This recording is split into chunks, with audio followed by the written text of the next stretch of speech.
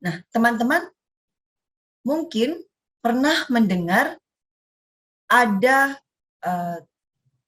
tabel kata kerja operasional yang bisa kita manfaatkan guna mengukur kompetensi pengetahuan maupun keterampilan dan sikap dari peserta didik.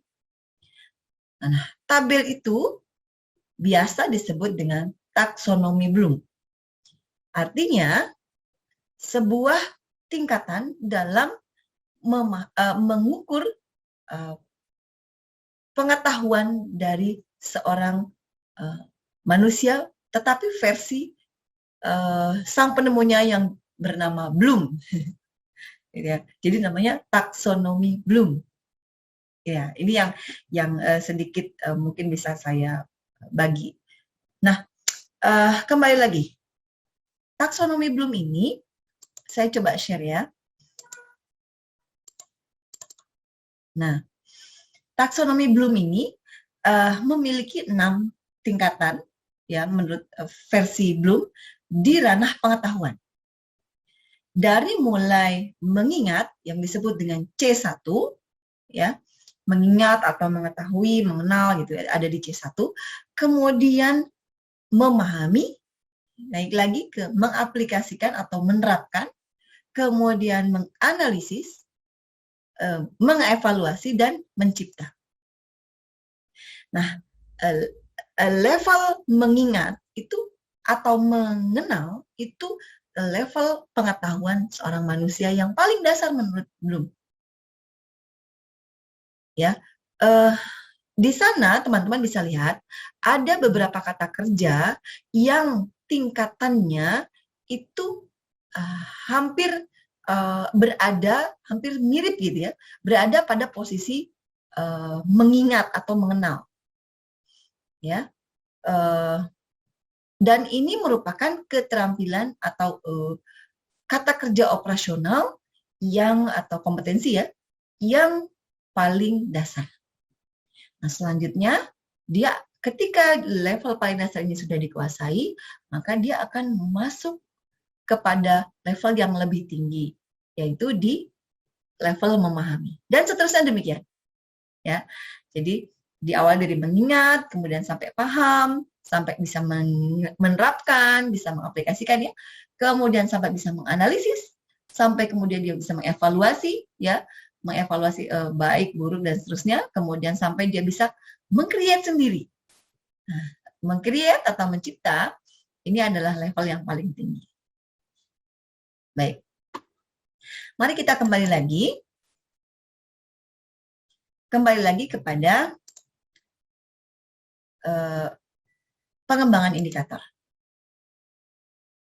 Bahwa dalam mengembangkan indikator perlu mempertimbangkan adanya pertama, apa sih yang dituntut dalam KD, dalam kompetensi dasarnya, ya. Nah, itu bisa kita lihat dari kata kerja tadi ya, kata kerja operasional yang digunakan dalam KD. Ya. Nah, kedua, dalam mengembangkan indikator, kita perlu mempertimbangkan adanya karakteristik ya, dan adanya potensi serta kebutuhan dari peserta didik itu sendiri, masyarakat dan lingkungan, ya, dan orang tua ya, wali santri atau wali murid, dan juga kemampuan dari sang pendidik itu sendiri.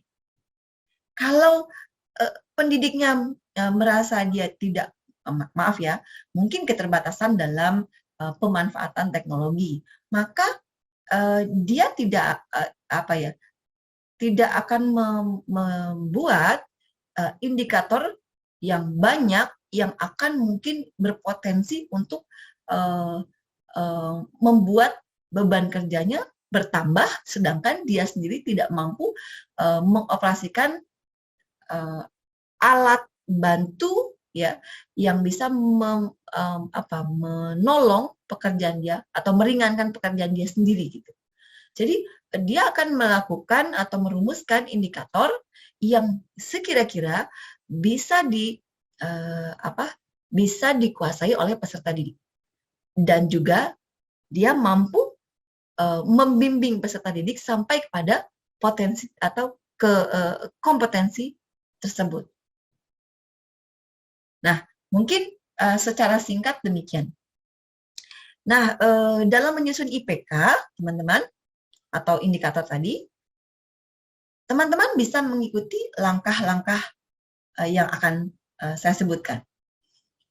Teman-teman bisa baca ya di LMS PJJ PDK Jakarta. Yang pertama, teman-teman buka Permendikbud nomor 24 tahun 2016. Dibaca, dicermati isi dari Permendikbud tersebut. Kemudian, yang kedua, pilih salah satu pasang KD. Hah? Kok satu pasang? Apa yang dimaksud dengan satu pasang?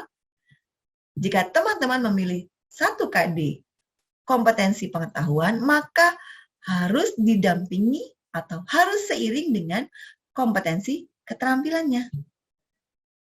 Misal, kalau kita ambil tadi secara acak, 3.13, maka teman-teman harus juga mendampinginya dengan 4.13. Kenapa?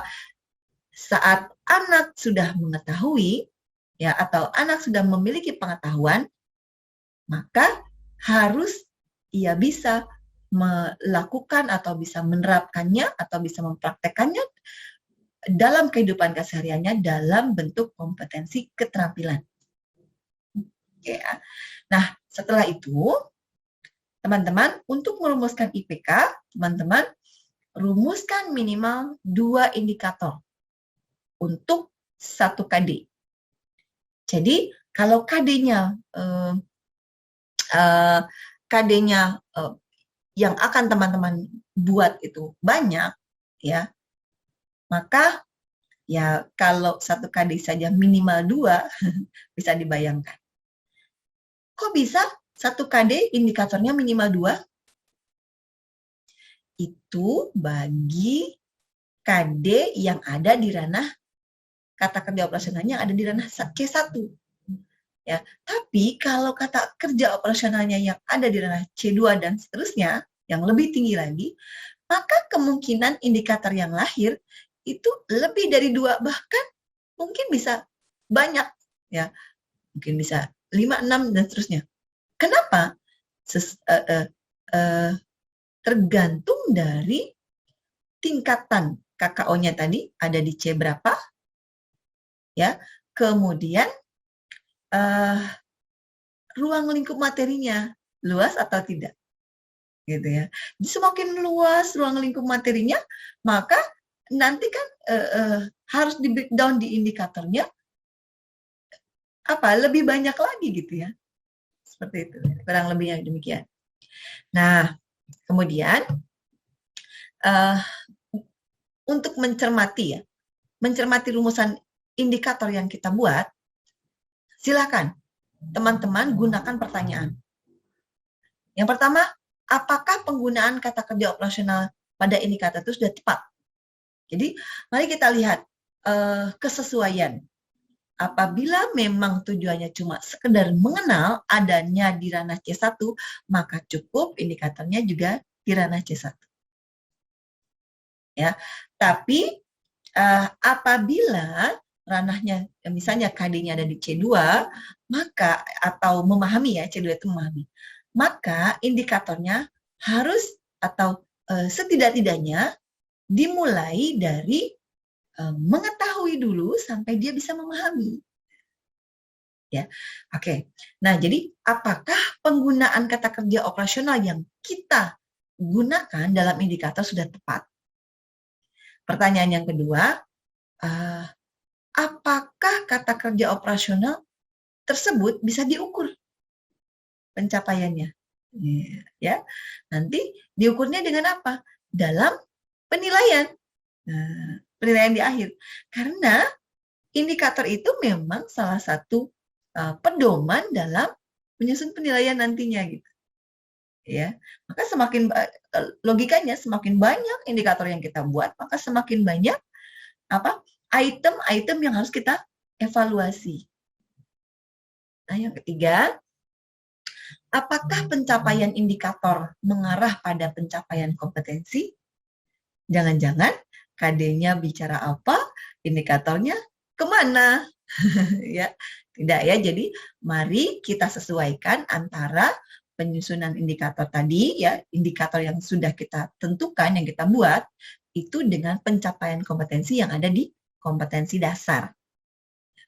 Oke, sebagai contoh teman-teman bisa lihat di LMS ya,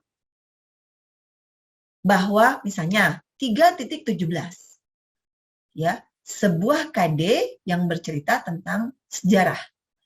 Bunyinya begini, mengetahui kisah keteladanan Nabi Muhammad SAW. Maka indikator yang bisa dibuat karena kata kerja operasionalnya mengetahui. Ingat, ada di mana tuh? C berapa? Benar sekali, ada di C1, yaitu tahap mengetahui atau mengenal.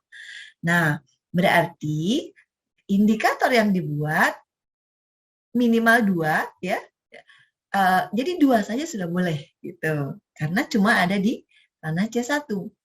Jadi, nah, tetapi kita lihat ruang lingkupnya.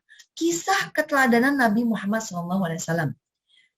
Ini ruang lingkupnya luas loh. Keteladanan Nabi Muhammad itu apa? Apa yang mau kita lihat gitu ya. Nah, maka kita lihat nih karakteristik anak-anaknya. Kemudian waktu juga yang tersedia. Kemudian medianya. Kita punya apa saja sih ya, supaya membantu mereka belajar dengan baik dan bisa mencapai tujuannya, mengetahui kisah keteladanan Nabi Muhammad SAW tadi. Dan seterusnya. Dan tadi ya faktor-faktor yang menjadi pertimbangannya.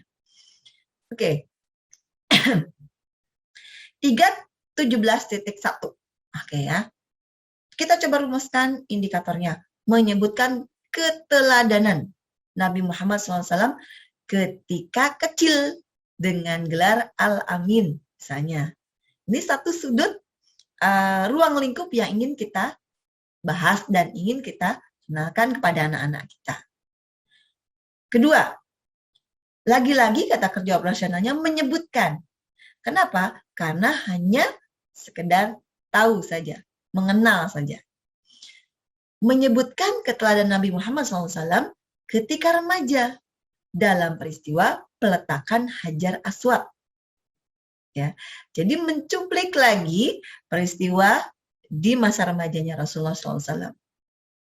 Yang ketiga, 3.17.3 bahwa indikatornya menyebutkan kasih sayang sifat Nabi Muhammad SAW yang perlu diteladani. Ya, nah teman-teman yang saya hormati, ketiga indikator ini bisa kita manfaatkan untuk menjadi ciri-ciri atau penanda pencapaian kompetensi tentang mengetahui kisah keteladanan Nabi Muhammad SAW. Ya, oke. Nah, itu di ranah pengetahuannya. Tadi kan kita mau sandingkan dengan keterampilan. Kalau dia tahu, dia harus terampil. Ya, dia harus bisa punya kompetensi psikomotornya. Oleh karena itu, mari kita sandingkan dengan 4.17, yaitu menceritakan kisah keteladanan Nabi Muhammad SAW. Jadi apa yang dia tahu, kita berharap mereka bisa menceritakannya kembali, ya. Nah, ya kita buat satu saja indikator, yaitu kalau KD keterampilan, indikatornya tidak banyak pun tidak apa-apa, karena membutuhkan waktu banyak untuk mengetahui apakah aspek keterampilan itu sudah tercapai atau belum. Ya, berbeda dengan aspek pengetahuan yang mungkin kita ketahuinya hanya bisa melalui tes. Tapi kalau keterampilan itu perlu waktu banyak, perlu proses yang panjang, ya, bisa dengan produk, bisa dengan proyek, bisa dengan praktek gitu ya. Nah itu kan waktunya banyak. Jadi cukup satu indikator saja itu sudah bisa. Ya, tanda-tanda dia sudah memiliki kompetensi keterampilan yaitu tadi bisa menceritakan. Nah, menceritakan apa? Kisah keteladanan Nabi Muhammad SAW secara singkat di depan kelas. Jadi nanti pada praktiknya, implementasinya dalam proses pembelajaran, mereka diberikan kebebasan untuk mencari mana yang akan mereka ceritakan. Apakah keteladanan Nabi waktu kecil, apakah keteladanan Nabi waktu remaja, apakah kasih sayang yang ada pada diri Rasulullah SAW ingin mereka ceritakan. Ya. Yang penting kompetensinya adalah mereka bisa menceritakan kembali. Seperti itu. Ya. Oke teman-teman, sebagai gambaran dari situ bahwa KKO menceritakan dalam KD bisa kita naikkan menjadi, kan tadi itu kalau KD menceritakan itu berarti kata kerjanya di ranah psikomotor. Nah, ranah psikomotor itu, teman-teman, saya coba perlihatkan, itu juga ada dalam taksonomi Bloom, ya, yaitu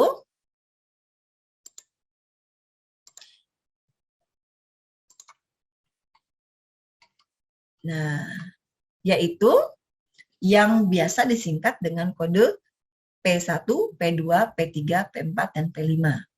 P1 meniru, memanipulasi, presisi, artikulasi, dan naturalisasi. Nah, teman-teman, sama, ini prinsipnya sama, semakin tinggi, maka berarti kemampuan keterampilannya semakin tinggi. Ya, menyalin, mengikuti, meniru itu adanya di P1. Semakin tinggi, berarti semakin terampil. Nah, kalau tadi keterampilannya tadi bisa mempraktekkan ya, nah berarti dia ada di mana? Ada di P1, karena anak kelas 1 misalnya. Maka dia hanya bisa mengulang cerita yang tadi mereka dengarkan atau yang tadi mereka ketahui.